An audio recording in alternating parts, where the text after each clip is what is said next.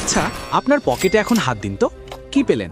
ফোনের charger, headphone আর এক মুঠো বাতাস, নাকি শুধুই হতাশা? বিশ্বাস করুন, আপনার এবং আমার পকেটের অবস্থা একসময় হুবহু সেম ছিল।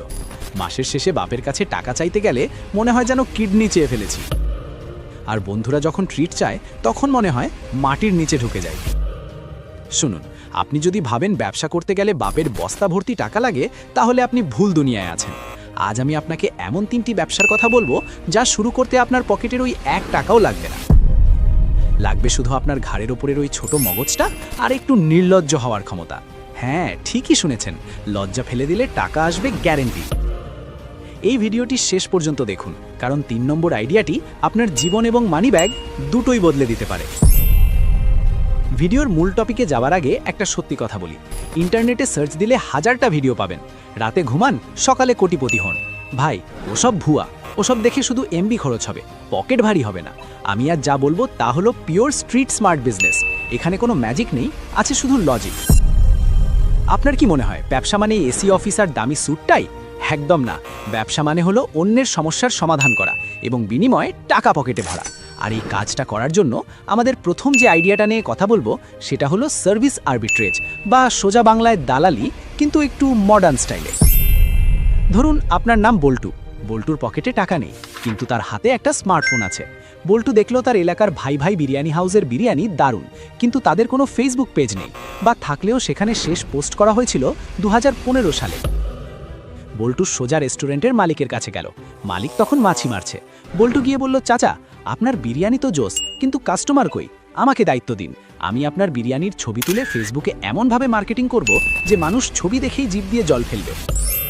মালিক ভাবলো, টাকা তো লাগছে না, দেখি না কি হয়। বল্টু সুন্দর করে মোবাইলে ছবি তুলল, চটপটি ক্যাপশন দিল, আর এলাকার গ্রুপগুলোতে পোস্ট করলো। ব্যাস, কাস্টমার আসা শুরু। বল্টু মাস শেষে মালিকের কাছ থেকে একটা ফিক্সড স্যালারি বা পার্সেন্টেজ নিল। এখানে বল্টুর ইনভেস্টমেন্ট কি? জিরো, শুধু একটু মুখের কথা আর বুদ্ধির খেলা। আপনারা যারা ভিডিওটা দেখছেন, আপনাদের মধ্যে কতজন সারাদিন ফেসবুকে বা ইনস্টাগ্রামে রিলস দেখে সময় নষ্ট করেন? একটু কমেন্ট করে জানান তো, আমিই লিখে। লজ্জা পাবেন না, আমরা সবাই করি। এখন ভাবুন, এই স্ক্রল করার সময়টা যদি অন্যের বিজনেস প্রোফাইল ম্যানেজ করায় দিতেন, তাহলে কিন্তু মাস শেষে পকেটটা গরম থাকতো। এটাকে বলে সোশ্যাল মিডিয়া ম্যানেজমেন্ট এজেন্সি। নামটা ভারী শোনালেও কাজটা পানির মতো সহজ। আজই আপনার এলাকার বা পরিচিত ছোটখাটো ব্যবসায়ীদের টার্গেট করুন, তাদের ডিজিটাল মার্কেটার হন। বিশ্বাস করুন, তারা টেকনোলজি বোঝে না, আর আপনি টেকনোলজির পোকা। এটাই আপনার পুঁজি। এবার আসি দ্বিতীয় ব্যবসা। এটা আমাদের সবার খুব পরিচিত, কিন্তু আমরা এটাকে সিরিয়াসলি নিই না। নাম হলো লোকাল ড্রপশিপিং বা রিসেলিং। দাঁড়ান, আলিবাবা বা অ্যামাজনের কথা ভাববেন না, আমি দেশি স্টাইলের কথা বলছি। ধরুন আপনার বন্ধু মফিজের একটা কাপড়ের দোকান আছে, কিন্তু মফিজের দোকানে মাছি ভনভন করে, কাস্টমার নেই। আপনি মফিজকে বললেন, দোস্ত, তোর পাঞ্জাবিগুলোর ছবি দে তো। আপনি ছবিগুলো নিয়ে সুন্দর করে আপনার ফেসবুক ওয়ালে, হোয়াটসঅ্যাপ স্ট্যাটাসে বা একটা ফ্রি পেজ খুলে আপলোড দিলেন। দাম বাড়িয়ে দিলেন 200 টাকা। কেউ যখন অর্ডার করলো, আপনি মফিজের কাছ থেকে পাঞ্জাবিটা নিয়ে কাস্টমারকে ডেলিভারি দিলেন। কাস্টমার আপনাকে টাকা দিল, আপনি মফিজের আসল দাম মিটিয়ে দিয়ে বাকি 200 টাকা পকেটে ভরলেন। এখানে কি আপনার গোডাউন ভাড়া করা লাগলো? না। স্টক করা লাগলো? না। লস হবার ভয় আছে? তাও না, কারণ প্রোডাক্ট তো আপনি কিনছেনই না আগে। এটাকে বলে স্মার্ট রিসেলিং। বাংলাদেশে এখন হাজার হাজার স্টুডেন্ট এই কাজ করে নিজের হাত খরচ চালাচ্ছে। আপনি বসে আছেন কেন? তবে হ্যাঁ, এখানে একটা সমস্যা আছে। মানুষ আপনাকে বিশ্বাস করবে কেন? এখানেই আসে আপনার পার্সোনাল ব্র্যান্ডিং। আপনাকে অনলাইনে এমনভাবে প্রেজেন্ট করতে হবে যেন আপনি এই লাইনের বস। কাস্টমারের সাথে কথা বলার সময় এমন ভাব নেবেন যেন আপনার নিজের গার্মেন্টস ফ্যাক্টরি আছে। কাস্টমার সার্ভিস ভালো দিলে মানুষ আপনার কাছ থেকেই কিনবে। মনে রাখবেন, মানুষ প্রোডাক্ট কেনে না, মানুষ কেনে বিশ্বাস। আচ্ছা, একটা প্রশ্ন করি, আপনারা কি কখনো ভেবেছেন আপনার মধ্যে এমন কোনো স্কিল আছে যা দিয়ে টাকা কামানো যায়? ধরুন আপনি গিটার বাজাতে পারেন, বা খুব ভালো অঙ্ক বোঝেন, বা আপনি হয়তো খুব ভালো রান্না জানেন। এমনকি আপনি যদি প্রেম করতে গিয়ে বারবার রিজেক্ট খেয়ে রিজেকশন হ্যান্ডেল করা এক্সপার্ট হন, সেটাও একটা স্কিল। আমাদের 3 নম্বর এবং সবচেয়ে লাভজনক ব্যবসাটি হলো ইনফরমেশন বিজনেস বা জ্ঞান বিক্রি করা। হাসবেন না, সিরিয়াসলি বলছি। পৃথিবীতে এখন মানুষ শিখতে চায়, কিন্তু তাদের হাতে সময় নেই কোচিং সেন্টারে যাওয়ার। ধরুন আপনি ভিডিও এডিটিং পারেন। আপনি কি করলেন? মোবাইল দিয়ে কিভাবে ভিডিও এডিট করা যায় তার ওপর একটা ছোট্ট কোর্স বা ইবুক বানিয়ে ফেললেন, বা জুমে লাইভ ক্লাস নেওয়া শুরু করলেন। আপনার পুঁজি কি? আপনার ইন্টারনেট আর আপনার মাথা। একবার কষ্ট করে কোর্সটা বানাবেন আর সারা জীবন সেটা বিক্রি করবেন।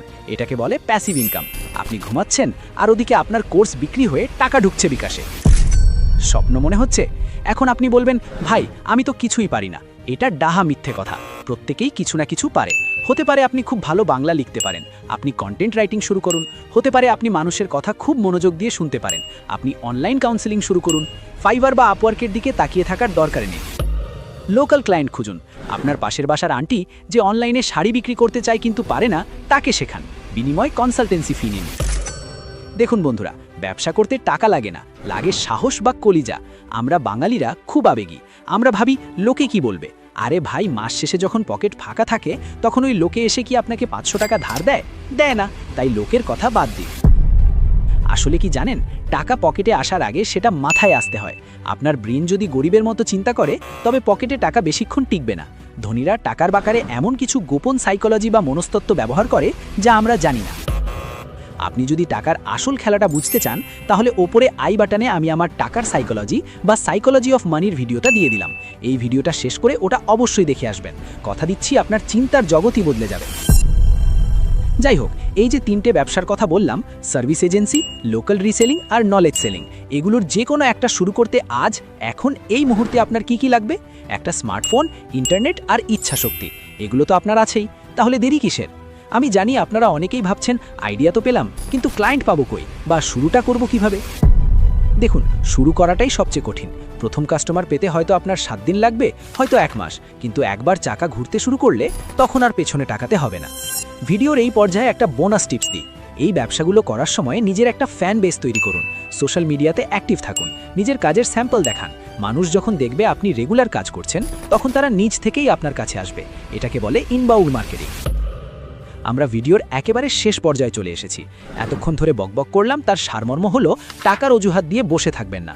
আপনার মেধা আর সময়কে পুঁজি করে আজই মাঠে নেমে পড়ুন। মনে রাখবেন, বিল গেটস বা মার্ক জাকারবার্গ কেউই টাকার বস্তা নিয়ে শুরু করেননি। শুরু করেছিলেন একটা আইডিয়া আর প্রচুর পরিশ্রম দিয়ে। আপনার জীবনটা একটা সিনেমার মতো, আর আপনি সেই সিনেমার হিরো।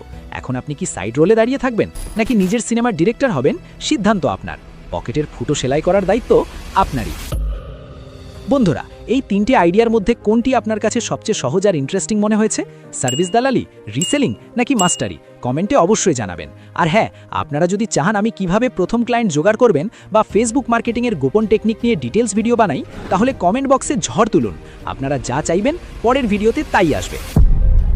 ভিডিওটি ভালো লাগলে লাইক দিন, আর ওই যে লাল সাবস্ক্রাইব বাটনটা দেখছেন ওটা ফ্রিতেই টিপা যায়, টাকা লাগে না। টিপে দিন আর বেল আইকনটা বাজিয়ে দিন, যাতে পরের ভিডিও মিস না হয়। দেখা হচ্ছে পরের ভিডিওতে। ততক্ষণ পর্যন্ত পকেট ভর্তি টাকা আর মুখে হাসি থাকুক। আল্লাহ হাফেজ।